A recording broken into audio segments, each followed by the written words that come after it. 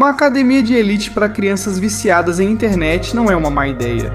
Que sejam tratados como lixo por desperdiçarem tempo nos nossos jogos favoritos, reformando-os até deixarem de ser meninos queijo e se tornarem homens capazes de tocar uma mulher sem se molhar.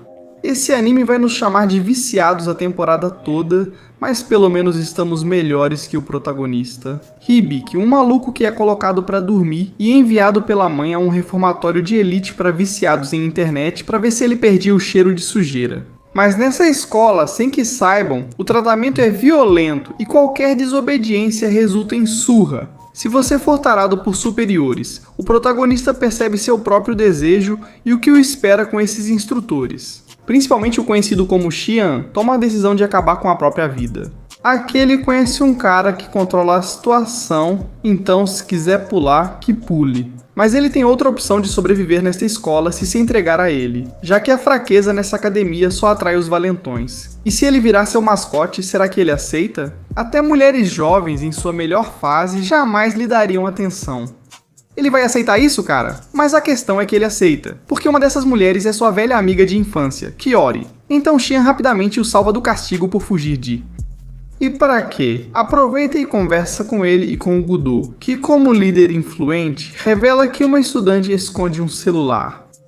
No entanto, o cara é um lixo que submete a garota viciada em Instagram, e é aí que Chiori se mete para salvá-la, mostrando toda a sua atitude de bairro. No entanto, o prota também acaba se metendo e, embora saia um pouco machucado, ela se encarrega de cuidar dos ferimentos dele, lembrando dele durante o processo. O pro player de Diabo se excita facilmente, deixando Chiori desconfortável e interrompendo a situação. E agora ela procura Jin e pede para ele conseguir um celular igual ao que ela tinha por tê-la salvado, mas as duas ficam na defensiva. Pelo menos até que Shin aparece, que tendo o celular em mãos, porque tem conexão com Gudu, vai entregá-lo para a primeira que se sacrificar comendo o protagonista. Mostra a personalidade alegre de Jun, desesperada por um celular para falar com o namorado. Mesmo que ela traia, já que o protagonista não é o namorado bonzinho. Shin conhece o passado da garota e sabe que ela chegou a roubar dos próprios pais para encontrar o namorado da época. Ela conheceu um grande golpista online e o ajudava. Antes de mandá-la para a cadeia, seus pais escolheram esta escola, onde seu comportamento para conseguir o que queria continuou o mesmo, até tentando conquistar o chefe. Então a garota vai embora e só fica Kiori, mas imagine se a garota que você gosta te chama de perdedor. Enquanto ela sente nojo de ver sua cara de jogador elite de Free Fire e no final você não pode fazer nada, porque ela vomita na hora. Ainda assim, o protagonista é um cavalheiro. Como precisa de uma prova para Shin, ele decide ajudá-la a pegar o celular. E como ele não é muito bom com trabalhos manuais, usa uma isca no preservativo, algo que a garota agradece, enquanto Shin mostra que cumpre o que promete. Agora o protagonista precisa virar mascote do cara, mas ainda não sabe se vai aceitar. No momento ele acha seu quarto onde esperava valentões, mas eles passam tanta fome que mal ficam de pé e ainda sofrem com o tutor, viciado em Counter. Nada é tão ruim quanto o treino pesado do dia, quando todos os viciados são levados ao limite para aprender. Embora Prota parecesse lidar com os abusos, ocorre o ponto de ruptura. Nesse momento, Hibiki tenta defender seus colegas de quarto ao ver a situação deles. Mas ao tentar bancar o herói, tentando denunciar os maus tratos que recebem, ninguém o apoia. Porque todos são uns cachorrinhos submissos e isso é algo que o Prota não vai aceitar, mesmo que arrebentem a boca dele a socos. Chiori, retribuindo o favor, chega a se ajoelhar como presidente do conselho pedindo perdão. Ao resistir, o Prota e os outros acham um celular que a garota escondeu no bolso, algo imperdoável para o instrutor Shan. E já que Hibiki resiste aos golpes, todos os outros estudantes também acabam recebendo, obrigando-o a se desculpar, mas ficando com ódio de todos e o desprezo de Chiori, em poucas palavras. O protagonista chega ao fundo do poço pela primeira vez e só lhe resta uma pessoa, que é Shin, a quem agora ele realmente implora para ser seu mascote, mas agora não será tão fácil. Ele precisa cumprir 3 condições difíceis: liderar sua turma, tirar o trono do gordo Gudu e atender a um pedido secreto. Assim, o protagonista começa a agir mais maduro e, com a ajuda de Shin, obtém a única comida saudável e saborosa. Com isso, pelo menos temporariamente, eles obedecem às suas ordens, então aceitam sem questionar. Nesse momento, o protagonista mostra inteligência ao ir ao quarto de Godot, acertá-lo e escapar, demonstrando resistência. Antes de viciar em LoL, ele era um atleta promissor com boa estratégia. Usando o ambiente, consegue despistar até os seguidores mais rápidos do gordo, tendo o tempo calculado para ficar a sós com Godot no toque de recolher. E que no momento certo apareça seu novo time para ajudá-lo a dar uma surra bem pesada no gordo. No dia seguinte, para justificar o ocorrido, eles o denunciam com todos os celulares de contrabando que possuía. Mandou o Godot para a solitária, tirou seu poder e ainda se destacou diante de Xian, que passa por um mau momento. Como uma das crianças escapou, ele é punido fisicamente pela diretora. Jin, que aparenta gostar dessa relação estranha, realmente não dá descanso. Mesmo sendo mais respeitado, inclusive por Shiori, o protagonista precisa investigar Yoho, seu próximo alvo. Shin se envolve em problemas porque Ryu, um instrutor corrupto, quer o celular de Shiori. No entanto, ele não consegue nada porque o guarda-costas de Shin aparece. Enquanto isso, o protagonista, em busca de informações sobre Yoho, acaba sendo emboscado por alunos seguidores de Godot.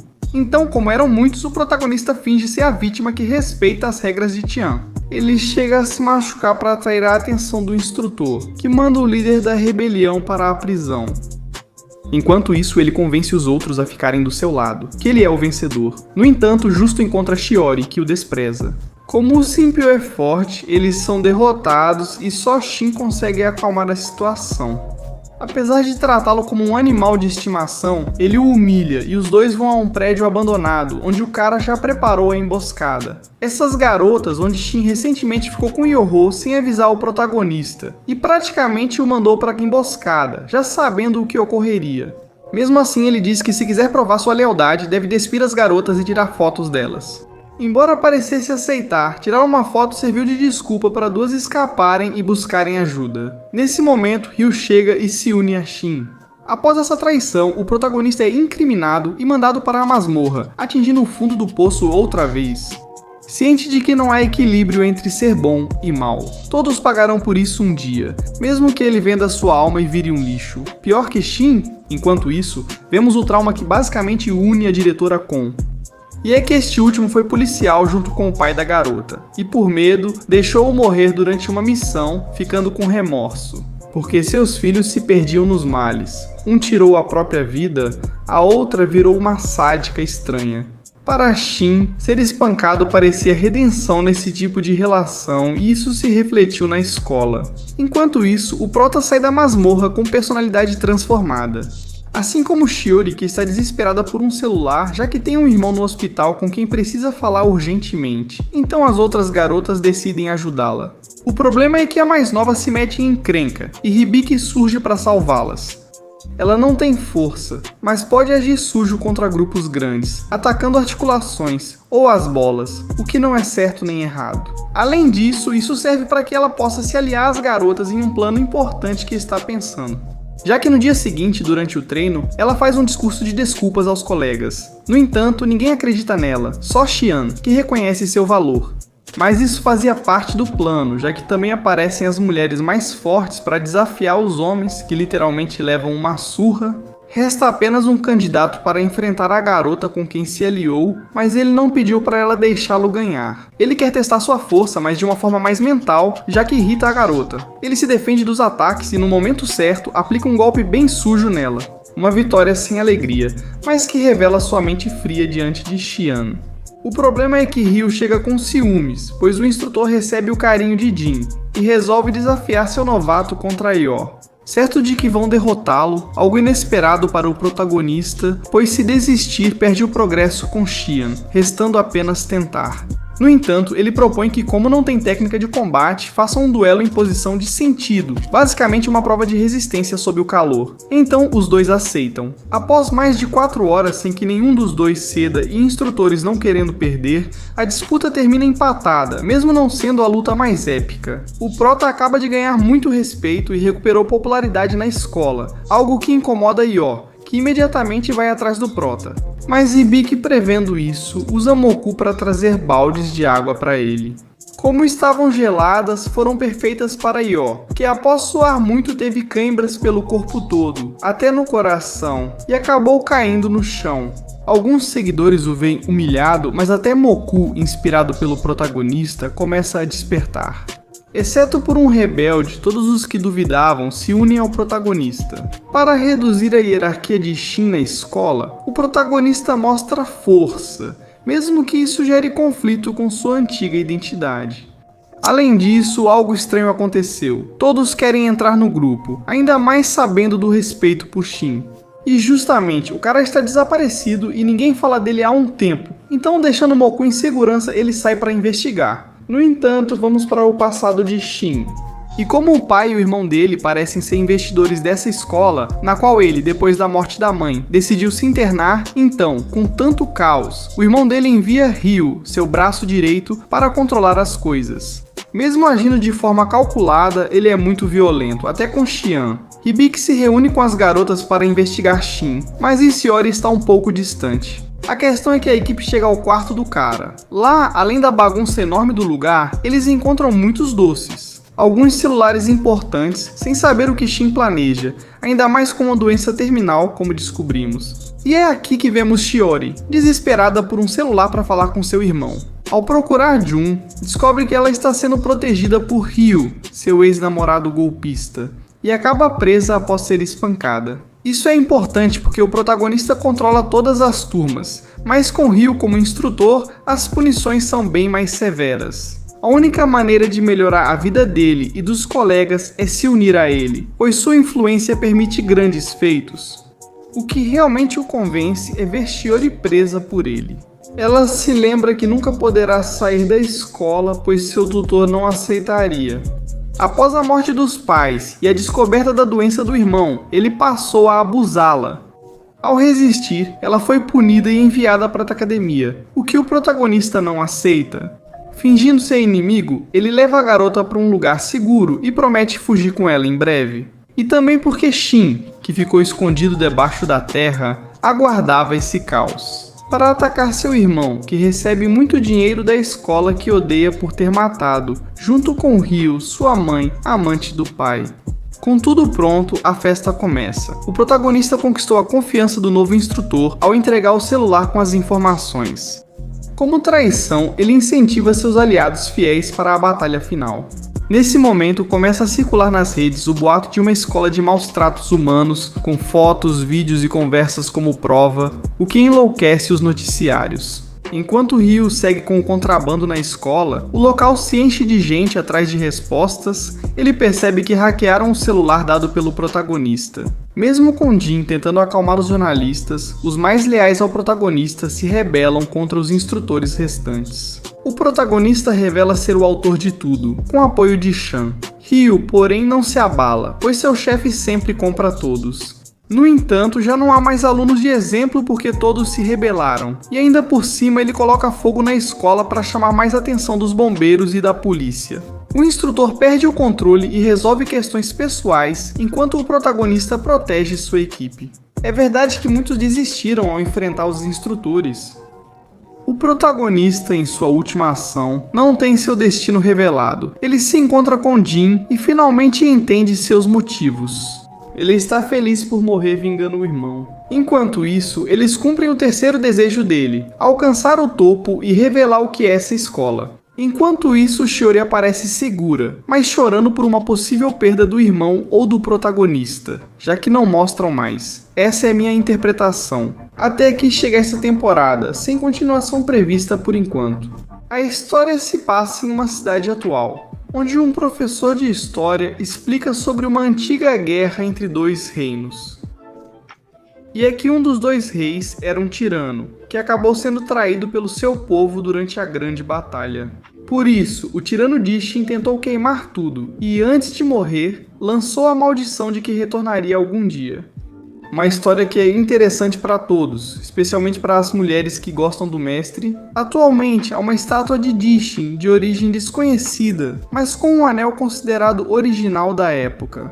Ao fundo do salão vemos Xiaoan, protagonista carismático e estudioso.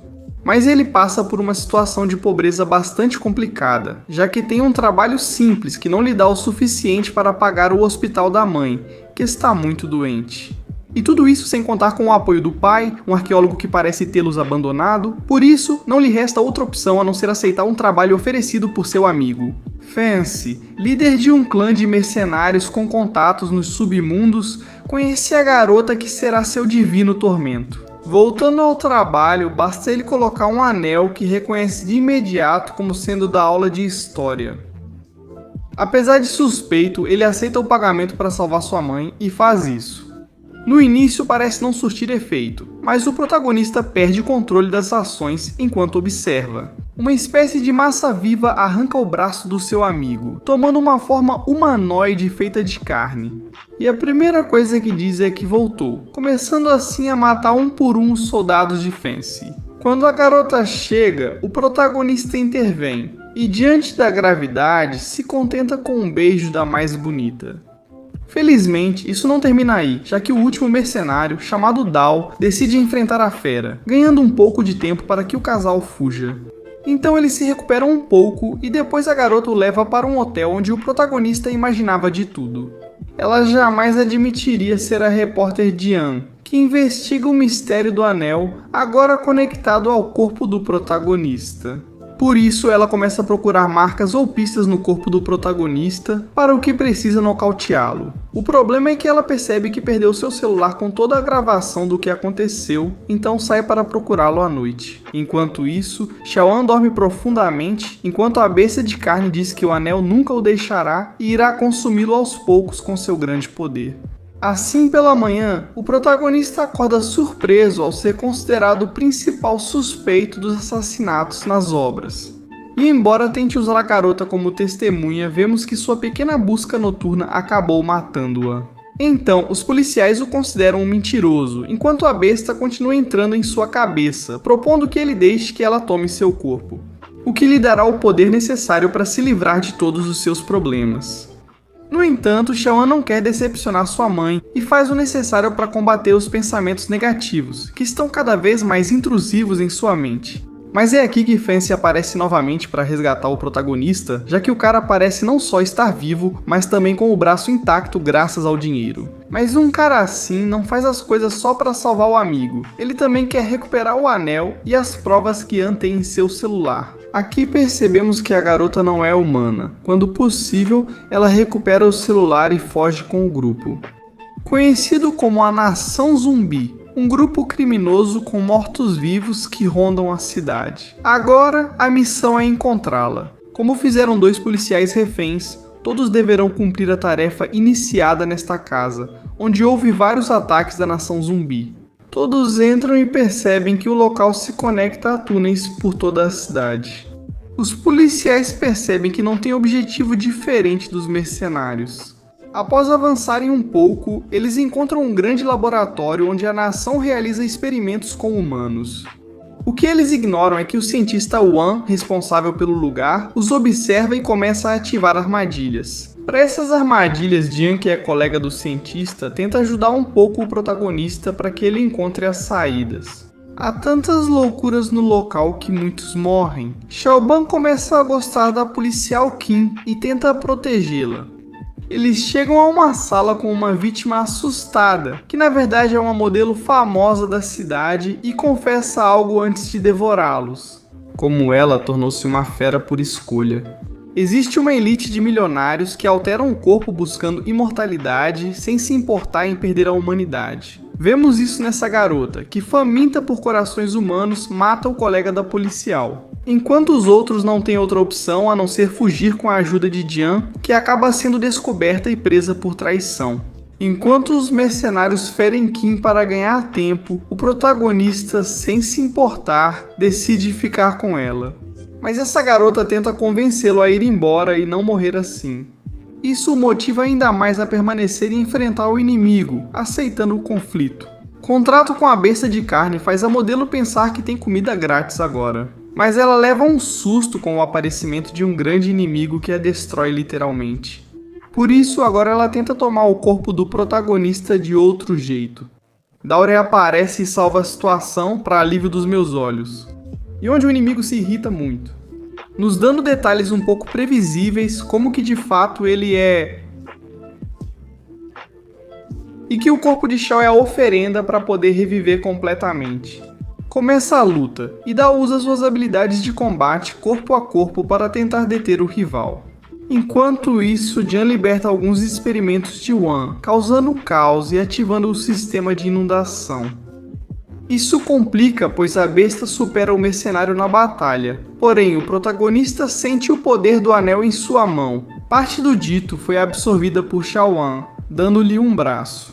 E certas habilidades demoníacas combinadas ao anel tornam-se mais poderosas que a própria besta de carne, levando à sua desintegração. O principal é fugir rapidamente agora que estão com Jian, pois Qin foi sequestrada pelo cientista. Os mercenários deixaram uma mina na entrada para atrasar a perseguição, mas já estão mortos, felizmente.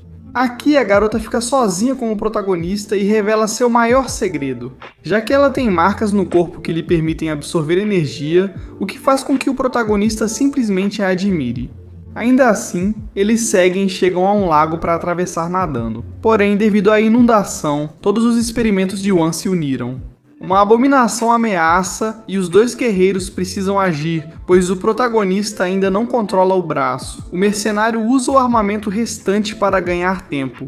E quando eles se veem encurralados, a garota pula para ajudá-los, para que assim Wan possa escapar. Mesmo com várias tentativas do inimigo, todos conseguem escapar. E onde o protagonista acorda em um hotel com a má notícia de que toda a cidade ficou sabendo que ele é suspeito de assassinato e do desaparecimento de 2 policiais, sendo Qin a filha. Dao ainda oferece uma solução: buscar o templo Tianzhu, local lendário onde pode se livrar do anel. No entanto, primeiro ele visita sua mãe, a quem tranquiliza dizendo que não cometeu nenhum crime. Ele promete limpar seu nome e trazer seu pai de volta, e eu também quero meu pai de volta. Mas aqui está o Wan, que levou os reféns ao chefe e líder da nação zumbi, chamado o Cadáver. Justamente o professor de história que vimos no começo e que parece ser um cara mais do que poderoso. Por isso, ao perceber que Wan trouxe a filha do presidente, ele vê isso como um erro gravíssimo e que só vai trazer atenção para o clã. Além de Jian já ter conquistado o chefe, o cientista fica em desvantagem e é assassinado, apesar de seus anos de serviço. Mostra o líder usando decomposição para eliminar rivais. Ele devolve o celular à garota e a alerta para não traí-lo, por causa de um simples humano que justamente é capturado por Fancy, que lhe dá a última oportunidade de recuperar o celular e tirar o anel antes que ele mesmo tenha que fazer isso. Ele vai rapidamente à montanha do templo Tianzhu, mas ele se perde imediatamente, encontrando uma de suas colegas de classe de história, chamada Fate. Ela tem um pingente que os moradores acham roubado, então Shao Wan faz de tudo para protegê-la. Eles caem de um barranco, mas o poder do protagonista os salva da morte. Porém, ficam presos em uma base suspensa e precisam passar a noite lá. Enquanto isso, o protagonista recorda do pai e de como ele os deixou por um trabalho secreto de arqueologia. E se tê-lo agora ao seu lado tivesse evitado todos esses problemas? Nesse momento surge Lexin, a divindade indicada para chegar ao templo. Ele os leva por um portal até uma caverna, onde o protagonista tem uma alucinação semelhante a de anos atrás. Nessa mesma caverna foi realizado um ritual onde um monge foi devorado por seus discípulos, criando assim todo um clã, que provavelmente seja a origem da nação zumbi. O templo Tianzhu foi criado para abrigar guerreiros que combatem a maldade. Eles seguem em frente enquanto aproveitam o local. No entanto, Wan acaba descobrindo a localização do templo, que é ainda mais incrível do que ele pensava, onde vemos outros monges. O problema é que eles discutem como alguns companheiros atingiram o nível de divindades humanas. Justifica dizendo que há 5 anos arqueólogos o ajudaram a conseguir essa aparência, mas ninguém sabe como, enquanto o protagonista escuta. As divindades de aparência humana descobrem tudo isso e parecem bem menos amigáveis. Ainda assim, deixam passar porque Leixin o leva como convidado do Grande Senhor. Porém, as divindades aguardavam que ele errasse para enfrentá-lo. Shao Wan precisa mostrar seu nível, já que melhorou no controle do braço, mas isso o deixa confiante demais e o faz perder a razão. Apesar de agradar ao Grande Senhor, isso mostra que o anel era deles, mas quem o usava morria e não conseguia tirá-lo. Mesmo assim, ele o considera potencial sucessor ao trono, algo que as outras divindades humanas não gostam nem um pouco e tentam evitar más decisões, então à noite elas dão um veneno pro velho. Porém, quem o mata de fato é Fate, que faz isso secretamente para vingar seu pai. Os monges perdem o controle, enquanto as divindades humanas comemoram. Eles não sabem que o cadáver chegou com Dian. Já que eles querem alcançar a divindade, que é, digamos, a zona sagrada do templo, embora Dian só queira se encontrar com o protagonista. Primeiro entendemos por que Fate matou o grande senhor. Há 5 anos, um grupo de arqueólogos chegou ao templo interessados em entender por que os monges tinham aquela aparência, assim liderados pelo pai de Chelban e também pelo de Fate. Eles percebem que o lugar, conhecido como divindade, emitia tanta radiação que estava deixando-os doentes, algo que os monges interpretaram como uma ofensa contra seus deuses. Então todos os humanos foram trancados, e enquanto eram torturados, decidiram fazer um experimento bem louco, no qual comeram a carne uns dos outros. Isso lhes deu aparência humana, revelando a verdade sobre os pais desaparecidos. Algo faz Chelban perder o controle e destruir tudo, enquanto as divindades se unem para enfrentá-lo. Porém, seu poder que consome seu corpo também o torna mais forte. Então ele acaba dando uma surra bem significativa neles, mesmo sendo vários, porque seu braço não tem nada que possa detê-lo diretamente. Quando percebem, os monges decidem usar um selo, que quase é impedido, mas atinge o protagonista com força. Isso não o destrói, mas o deixa exausto. Ele tenta interpor Sedal antes de ser morto, mas ele não é páreo para a divindade, e quando está para morrer, Lei Shin se sacrifica por seu discípulo, permitindo o novo mandato de uma das divindades, o qual, em sua maldade, quer recuperar o anel e continuar com seus experimentos secretos. Isso os torna algo ainda pior do que a nação zumbi. Eles já começaram a invadir o local, obrigando as divindades a entrar na divindade para sacrificar os reféns e tirar o anel do protagonista. Ele se resigna à morte, pois a notícia sobre seu pai e o estado da mãe destroem seus sonhos. No entanto, aqui entra novamente a besta, dessa vez dizendo a ele que seu espírito de vingança só deve aumentar. Agora com poder deve eliminar todos que cruzarem seu caminho. Palavras que desbloqueiam algo no protagonista, encerrando a série, que ainda não tem segunda temporada, mas é ótima para passar o tempo. Espero que tenham gostado do resumo. Lembrem-se da meta de 300 comentários para um novo vídeo. E como disse meu pai, eu abandono vocês. Pelo menos